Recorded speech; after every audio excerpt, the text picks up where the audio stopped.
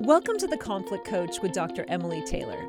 I'm a mediator, developmental psychologist, and married mother of 5. I also teach conflict resolution classes. And like you, I've dealt with a lot of conflict in my own life.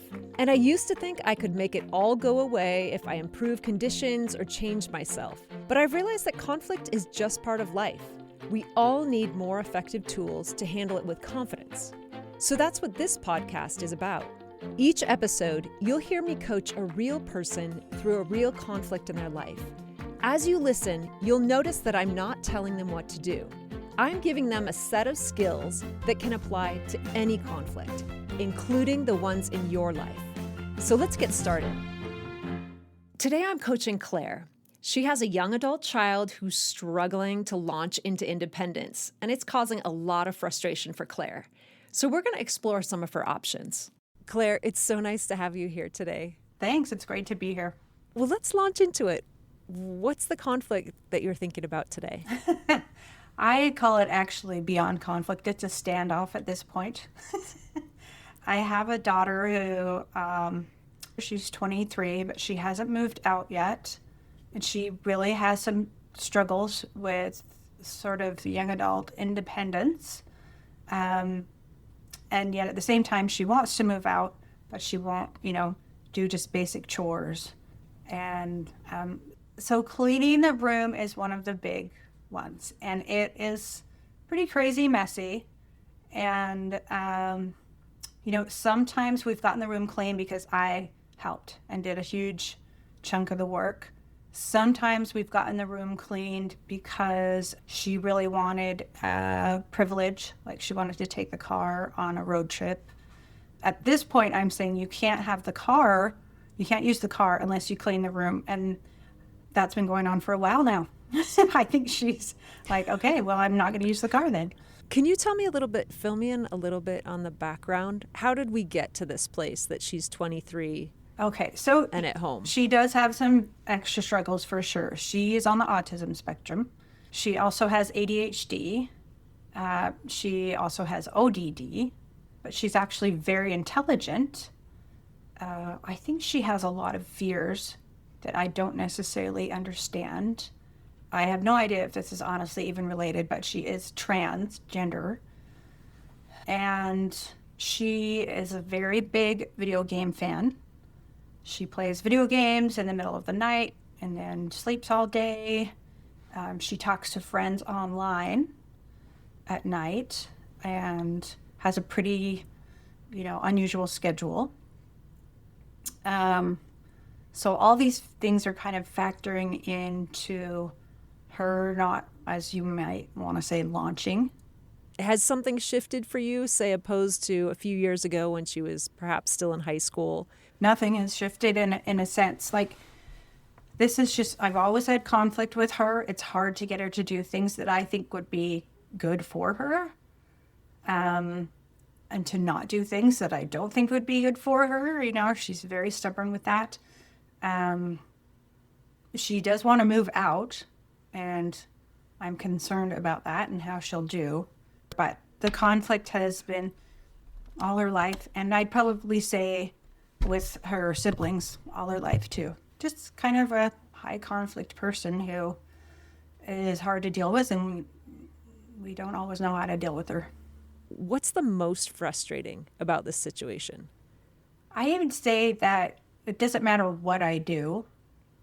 She finds ways to get around her responsibilities or to get her way, and then it just becomes exhausting and you kind of give up. And also she is like quite a good debater. So if I say, okay, you remember you got to clean this room if you want to borrow the car, then she'll say, I can't right now. I am so exhausted, and I'll say, okay, why don't you, chunk it up? Why don't you work on it for 15 minutes? I can't. I am just so exhausted, and I'm going to try to fix this sleep schedule. I'm going to work on that. I'm going to go to bed tonight. I'm going to work on that. Okay, but really, for just 15 minutes, you can't do it. You said you weren't going to bed for half an hour. Well, Mom, you don't understand how hard it is for me. I have task blindness. I have autism. I have ADHD. she'll, list all these difficulties, and she'll say, it's not that I can't do it. It's just that like my body and my brain can't do it. And it, like, you don't understand. It's like being like stabbed in the stomach with a knife. It's so bad. I can't do it. She's got every excuse in the universe. And we often say at home, we say that is an explanation, not an excuse. And she's like, I know, but like just today I can't do it. And then I'll say, well, that's what you said yesterday. And you said you were going to do it tomorrow. I know, but I didn't know it was going to be such a bad day. And I also have a stomach ache. Like, it's just, that's what you deal with every time. There's always going to be something. Yes. So when you're thinking about her, what do you think she needs? I feel like she never feels understood. She never feels like we really get that it's so hard for her. And I try to say, like, I know I don't understand everything that you experience. And I know, things are difficult for you. But I still think that you can do, clean up your room for 15 minutes. And so when I put that but in there, it seems to erase everything, And I guess I just feel like she never does feel understood.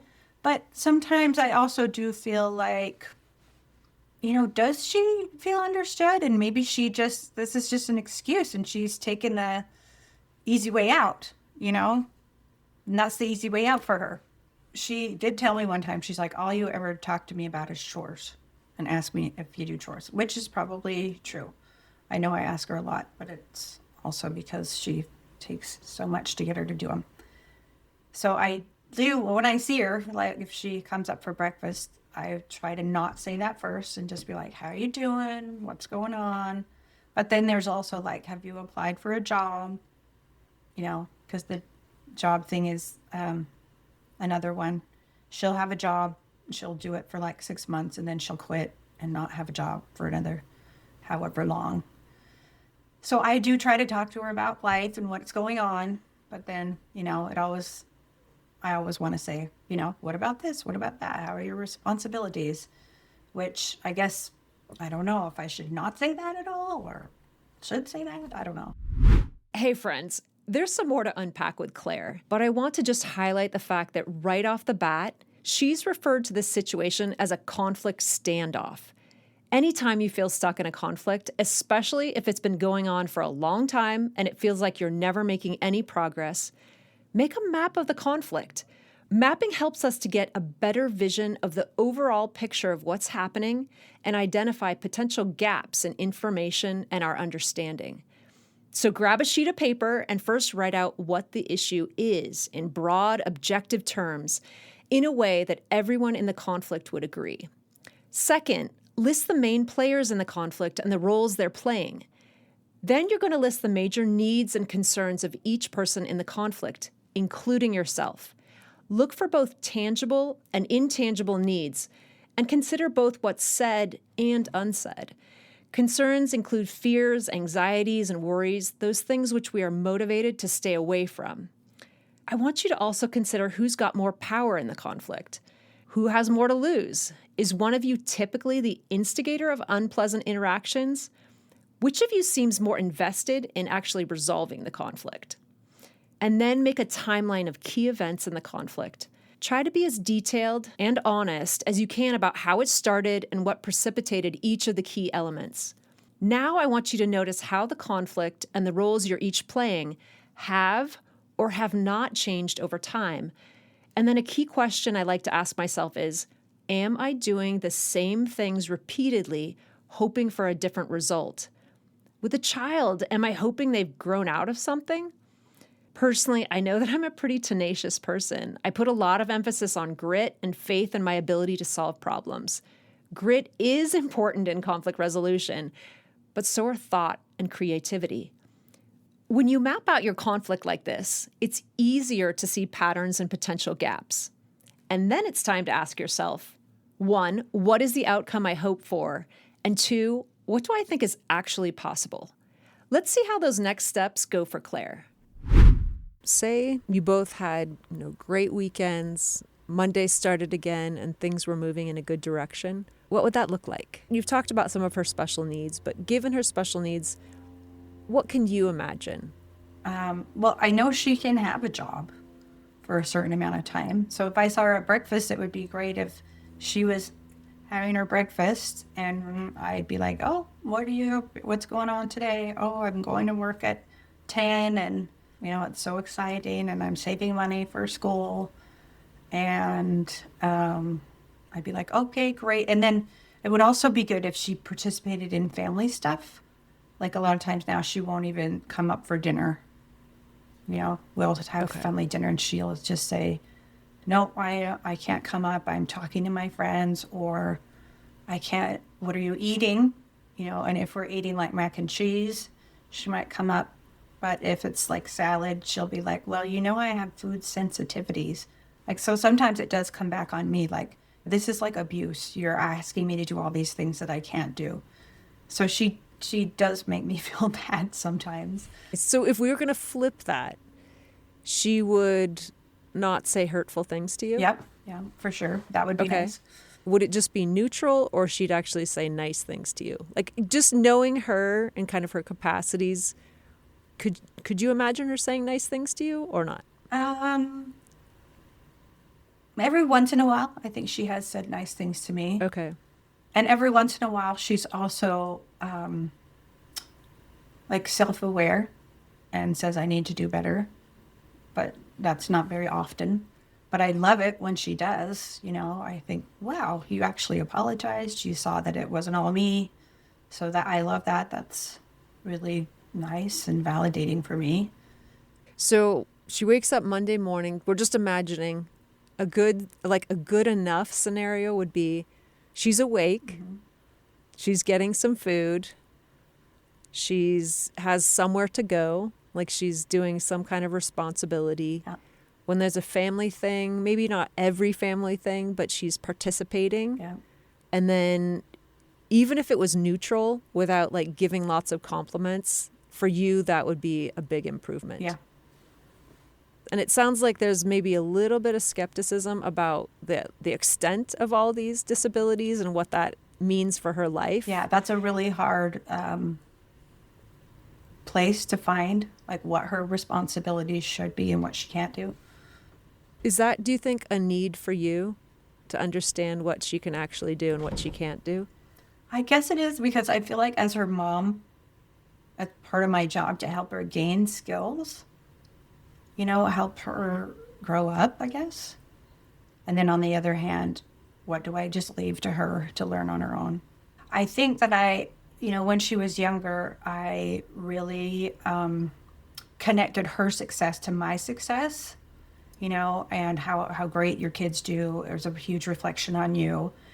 And we've done a lot of therapy and stuff like that and reading. And I think through that, I've been able to disconnect myself from that a little bit and just be like, it's not my responsibility to make everything all better. But there still is this, like you're supposed to connect with your own family members. You're supposed to have good relationships with them. You're supposed to do X, Y, and Z as the mom. There's still that. I guess I just feel like I would never let go of all of that, because that would be like, you're not being a mom anymore. Well, listeners, mom guilt is real. It's something to be processed and understood, especially with parenting young adults.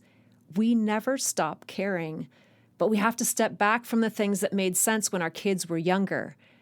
When they're also neurodivergent, there's additional confusion about when to step in and when to step back. Claire is struggling to find a way forward with her daughter because she doesn't know what her daughter is actually capable of. She doesn't want to let her daughter off the hook completely, but she also wants to be reasonable in her expectations. A lot of conflicts involve uncertainty around what to realistically demand of the other person. Maybe it's an elderly parent who's been diagnosed with Alzheimer's, or a child custody battle with a former spouse, or an adult child leaving the family's shared faith. Before you start trying to find a resolution, you may need to do some research to understand exactly what you're dealing with.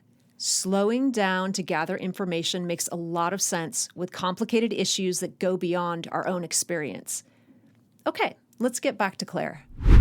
What kind of resources do you have to help you figure out that fundamental question of how much is yours, how much is hers? Well, I do therapy, personal Okay. therapy. All of our family has basically done it on and off. I'd say my other daughter is on the autism spectrum, and everybody except for me in the family has ADHD. But I have depression, so we all have our mental health struggles. I used to read a lot of books about autism, and that kind of helped me understand it more. I've had my older two kids do like things like when they were older, like social emotional groups, and we haven't been successful because they hated it and didn't want to go. And I just felt like you can only try so many times to make them go. I also have a lot going on with my other three kids. So sometimes I just feel like I don't have time to go to some autism parenting group, you know. If I felt like it was really helpful and they had like helpful knowledge for me, I think I would do it. But I feel like there's so many different opinions about autism and the autism spectrum. Like, for instance, one of my really good friends is a special ed teacher, and she will always say, like, the kids can always progress. The kids can always progress. Like, if they're nonverbal and they can learn to like point to the juice on their, speaking tablet, that's great. And we can work on that. And so she kind of pushes me to be like, your daughter can always do better.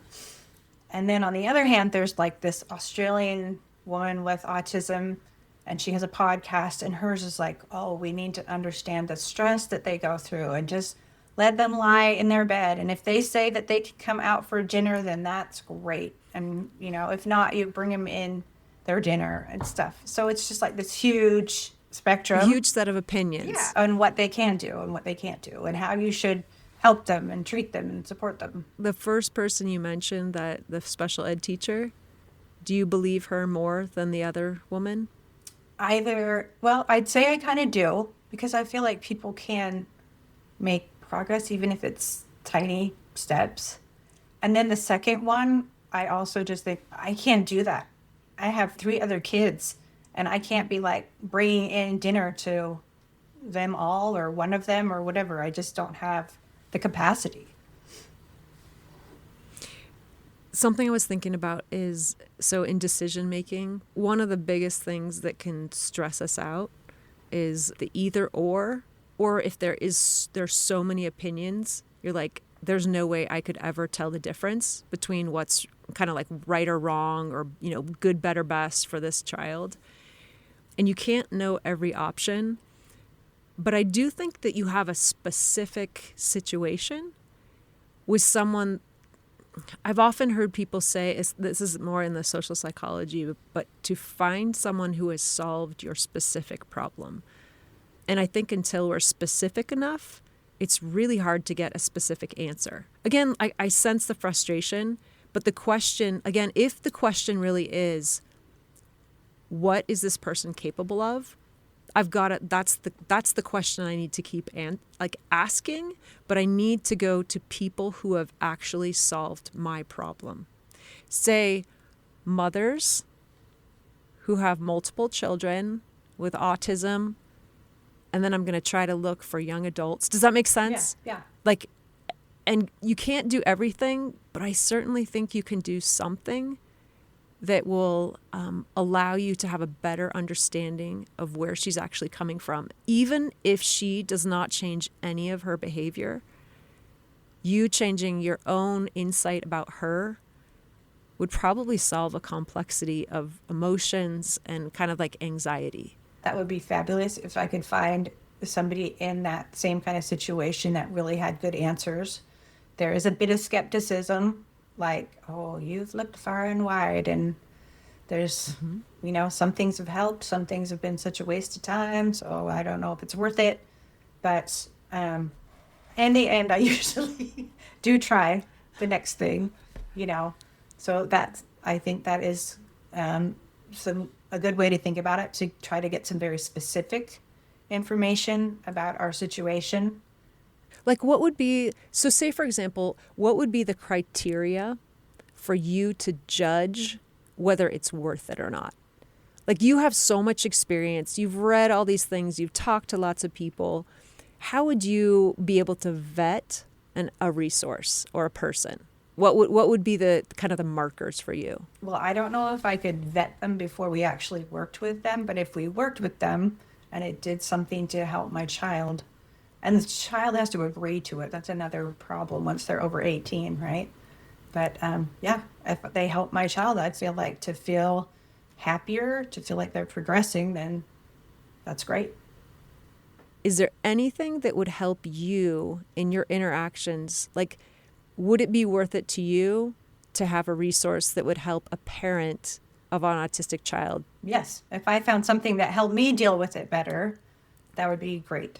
Okay, maybe this is just me, but I think we send out what we want to receive.